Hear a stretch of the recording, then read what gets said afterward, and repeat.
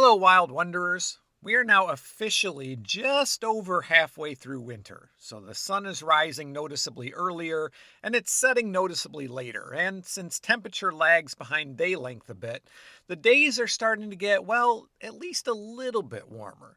Here at Dispatches HQ, we recently had some days that got up into the high 60s, right around the lower 70s. And with weather like that, we start to think about the coming spring in all its glory. Now, I've said before that I don't mind winter. I choose to make the most of it. But that doesn't mean that I don't look forward to the warmer days of spring. And even though winter doesn't officially end until March 20th, this is the time of year that we start to see signs that spring is just around the corner. Now, depending on where you live, these signs may still be a few weeks away. But for this episode, I want to look at the signs of spring, nature's signals that there is a light at the end of winter's tunnel and that warmer days are coming. I'm your host, Tim the Nature Nerd O'Hara, and this is the Dispatches from the Forest podcast.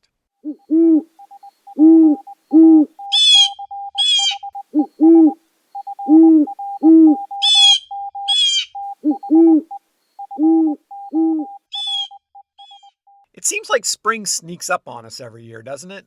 Like one day it feels like winter doesn't want to let go, and there's this epic struggle back and forth between winter and spring, and then all of a sudden the leaves are on the trees and the wildflowers are in bloom. But I think that if we pay attention right now, I mean really pay attention, we'll notice all the subtle signs that winter is losing its grip and spring is moving in. Sometimes I think that it doesn't really begin to feel like spring until the leaves start to appear on the trees. But trees need a certain amount of sunlight in order to make enough food to meet their needs. And while most trees may start producing buds in the early spring, they don't really start to leaf out until much later in the spring, some as late as May. But there are many wildflowers that begin to grow and bloom well before that. Most of these wildflowers are called spring ephemerals, meaning they emerge quickly in the spring and then die back to their underground parts after a short period of growth and reproduction. One of the earliest blooming spring ephemeral wildflowers in the United States is snow trillium. Snow trillium is native to parts of the eastern and midwestern United States, primarily the Great Lakes states, the Ohio Valley, and the upper Mississippi River Valley, reaching as far north as central Minnesota. These tiny flowers don't get to be more than about 3.5 or 4 inches tall, but they flower in the late winter or the early spring, often while there's still snow on the ground, hence the name. Snow trillium goes through a one-leaf vegetative phase, not flowering until it has gone through at least 4 or more years of this type of one-leaf growth. Mature flowering snow trillium plants have 3 leaves. Now, interestingly, snow trillium depends on ants to disperse its seeds. Another spring ephemeral wildflower is actually called harbinger of spring. Harbinger of spring begins blooming in late February and can be found in the rich hardwood forests of eastern North America, as far north as central New York State and southern Wisconsin, west to the western Ozarks, and south into central Alabama. This small flower is actually a member of the carrot family and grows from a bulb. At full height, it's less than 6 inches tall. It has a purplish stem and small white-petaled flowers with dark red anthers. Harbinger of spring is often found alongside another spring-blooming wildflower, spring beauty. Starting to notice any themes in the names here? Spring beauties have 5-petaled white or pale pink flowers with pink pinstripes. Each flower branches off the shoot and only blooms for 3 days, and the stamen of each flower are only active for 1 day. Spring beauties usually start blooming in March. Now, one of my wife's favorite flowers are daffodils, and daffodils are also among the first flowers to start sprouting in the spring, as early as February in some areas. It may be March or April before they flower, but their green stalks and leaves will start poking up conspicuously through lingering snow or leaf litter. In some parts of the world, the appearance of these yellow and white flowers in the spring is associated with festivals. Now, like many plants that grow from bulbs, daffodils require exposure to cold to initiate dormancy before warmer spring weather stimulates their growth. By sprouting earlier in the spring, before the trees have leafed out, daffodils and other spring ephemerals get more exposure to sunlight and enjoy a relative lack of competition for pollinators.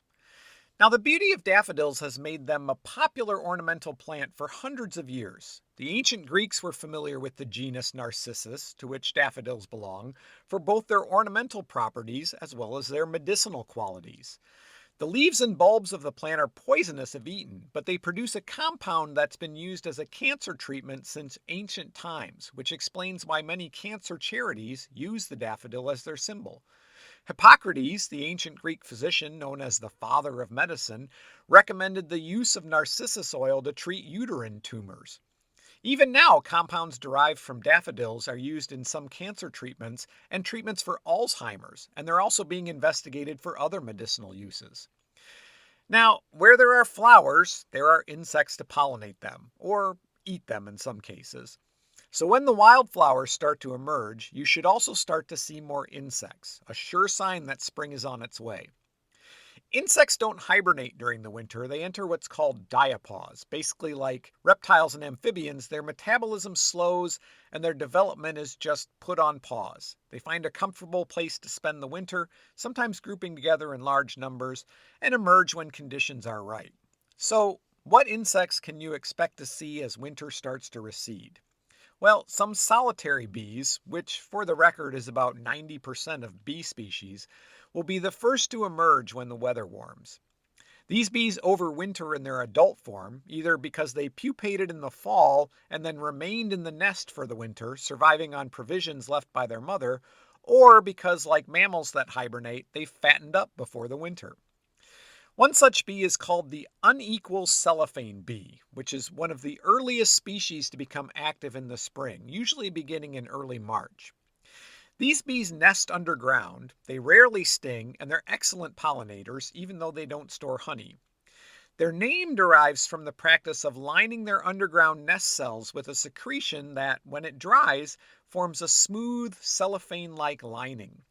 This cell holds one egg suspended above a collection of pollen and nectar that the larva will feed on when it hatches. Hoverflies, also known as flower flies, are also active early in the spring. They look and even fly like a bee or a wasp, and like bees, they're pollinators, feeding on nectar and pollen. But in spite of their looks, hoverflies are harmless and they lack a stinger. There's actually about 6,000 different species of hoverflies. In some species, the larvae feed on aphids, which makes them not only important pollinators, but valuable in controlling pests as well. The appearance of butterflies will depend on where you live. Generally speaking, butterflies need temperatures to be in at least the 60s or 70s before they can emerge. Some butterflies spend the winter in their chrysalis, but some, like the black and yellow mourning cloak, overwinter in their adult form. Typical locations for spending the winter, if you're a butterfly, include tree cavities and on the ground underneath loose tree bark where they may even be covered by snow.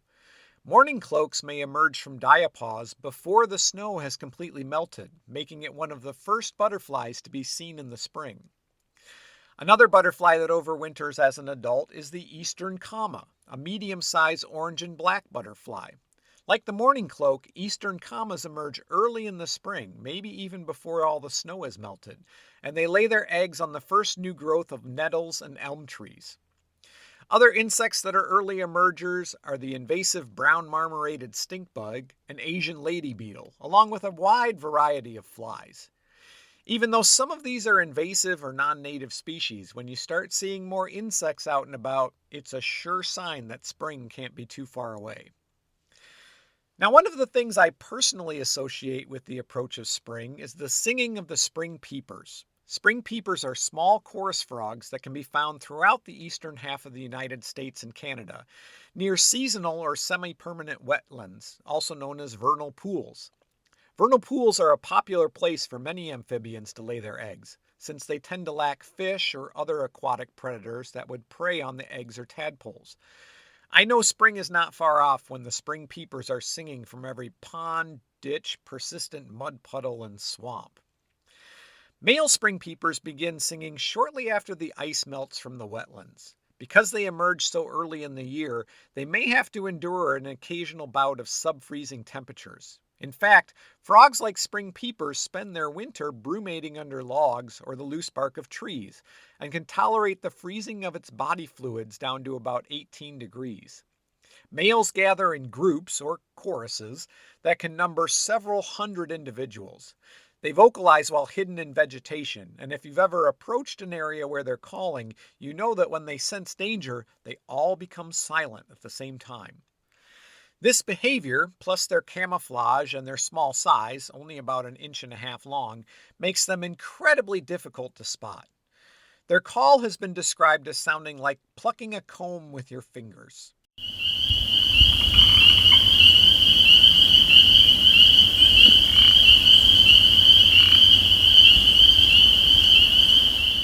These choruses can be quite loud. One study found that from about a foot and a half away, a single male peeper's call registers about 90 decibels, which is comparable to standing 25 feet away from a motorcycle. Additionally, peepers tend to intuitively find places that amplify their calls, like cracks or crevices on tall vegetation or near reflective surfaces like water. But the fact that they stop singing when you get close means you don't have to worry about a spring peeper yelling in your ear. From a short distance away, the chorus measures about 65 decibels, which is about like being in a crowded room. I find them soothing and I love it when I can crack a window and fall asleep to their song.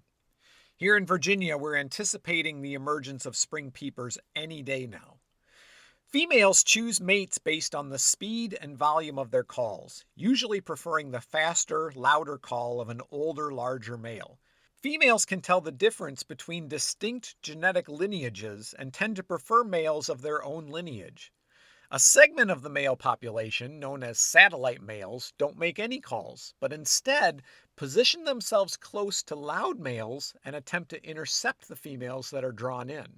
Now I'm thinking instead of spring peepers, these satellite males should be called spring creepers. Now, if you're keeping tabs on vernal pools towards the end of winter, you may also notice spotted salamanders.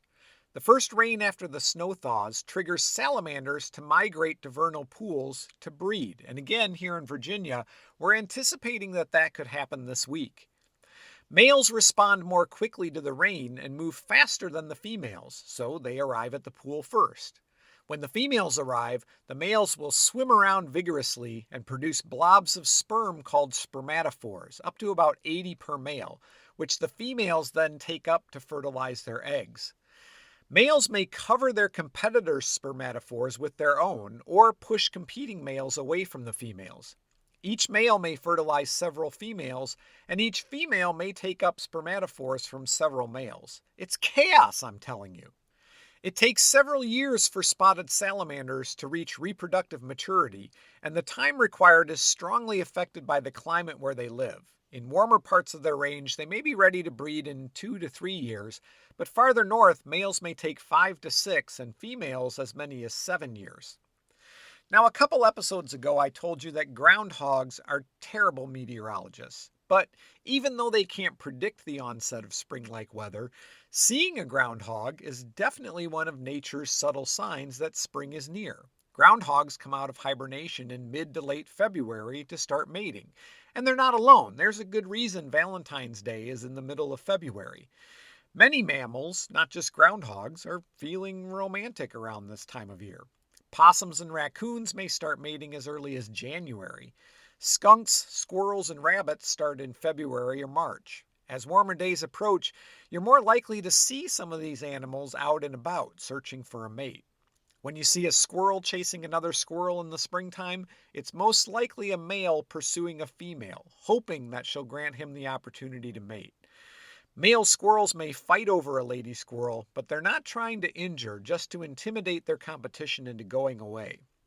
Gray squirrels and fox squirrels are not territorial, so this is the only time that they're aggressive towards each other. And of course, as spring gets closer, many birds are migrating or laying eggs as well. For many people, spring is heralded by the return of certain birds. One of the most common birds associated with spring is the American robin. Now, I talked about robins way back in episode 3, but in case you missed it or forgot, and because robins and spring go together in many people's minds, I'll do a quick review. Now, robins do seem to disappear in the winter, but depending on the region, they may or may not migrate. In winter, Robins switch from eating worms and insects to eating seeds, fruits, and berries, which they may still be able to find in their summer range. Now, some sources say that robins follow the 37-degree isotherm, the geographical line where the temperature tends to stay above 37 degrees in the winter, both southward in the fall and back northward in the spring. But in many places, they may not migrate, but instead they form flocks, grouping together in a much smaller, more localized area where they can find shelter and food, meaning that you're just less likely to see them. When we lived in Nebraska, we saw robins in the woods throughout the winter. And let me tell you, if you're not familiar, Nebraska winters are way colder than 37 degrees. When we start to see robins in the spring, it may not be that they've returned from a long migration, but that the flock is broken up and they're starting to look for good nesting sites. Now, whether or not you believe that seeing the first robin of spring is good luck, when the robins start to reappear, it really is a sign of spring. Robins are one of the first birds to start nesting and laying eggs. They may start building nests in February, even January if the weather is mild, and may start mating by March. By the time spring officially arrives, they're ready to lay their first clutch of eggs. Now, if you're from Nebraska, you know that the arrival of the sandhill cranes is a sure sign that spring is close by. And if you're not from Nebraska, well, the sandhill crane spring migration is a fascinating event. Sandhill cranes are not the kind of bird you're going to see at your backyard feeder. The great naturalist Aldo Leopold had this to say about cranes, quote, "Our ability to perceive quality in nature begins, as in art, with the pretty. It expands through successive stages of the beautiful to values as yet uncaptured by language. The quality of cranes lies, I think, in this higher gamut, as yet beyond the reach of words." Unquote. Now, believe it or not, cranes are one of the oldest and most successful life forms on the planet. Cranes in general have been around for at least 34 million years, and sandhill cranes have been around largely unchanged for the last 10 million years. Sandhill cranes stand just shy of about 4.5 feet tall and have a wingspan of around 7.5 feet. They look similar to a great blue heron, except they're bigger and they have a red forehead and white cheeks. However, sandhill cranes don't hunt exclusively in the water or hunch their necks like herons. Instead, they forage for grains and invertebrates in prairies, grasslands, and marshes. On their wintering grounds in New Mexico, Texas, Arizona, and northern Mexico, and during spring migration, they form flocks that can number into the tens of thousands. Sandhill cranes are famous for their loud trumpeting calls, made possible by elongated tracheas, which allow them to emit deeper frequencies. They can also control their trachea to make it shorter or longer, adjusting the pitch of their calls depending on their situation.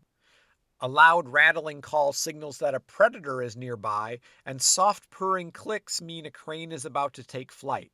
And as you can imagine, several thousand cranes are not what you would call quiet.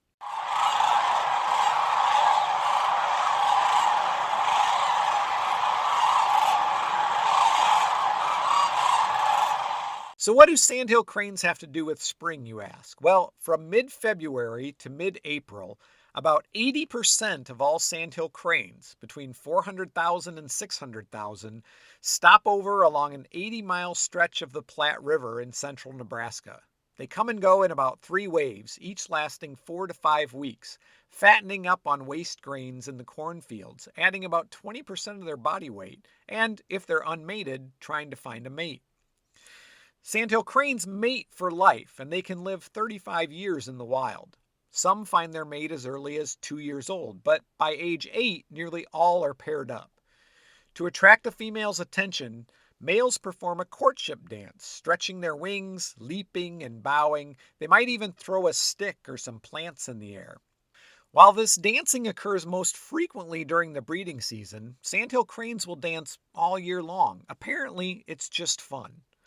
Once the female is satisfied with a performance, the pair will engage in unison calling. Mated pairs stand close together, calling in a synchronized and complex duet.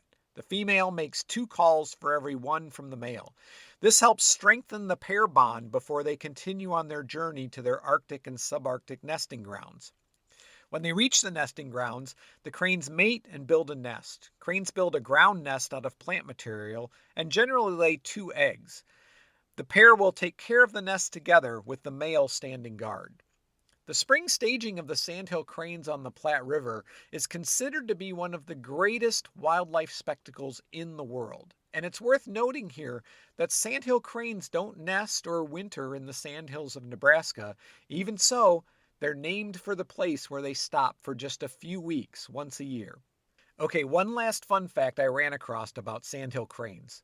During this stop on their migration, they sleep on sandbars in the river, which gives them some protection from predators, and sometimes they snore. Huh, who knew? And with the snoring of the sandhill cranes, we come to the end of this episode. There are some cold days yet to come before winter fully departs for another year, but warmer days are coming too, so keep your eyes peeled and you'll start to notice the signs of spring.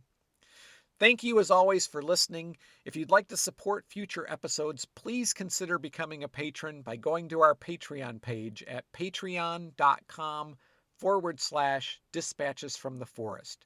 Tiers start at just $5 a month. You can also follow Dispatches from the Forest on Facebook, Instagram, and TikTok. If you want to send me a message, you can always reach me by email at dispatchesfromtheforest@gmail.com. I'm your host, Tim the Nature Nerd O'Hara, reminding you to go outside and get dirty.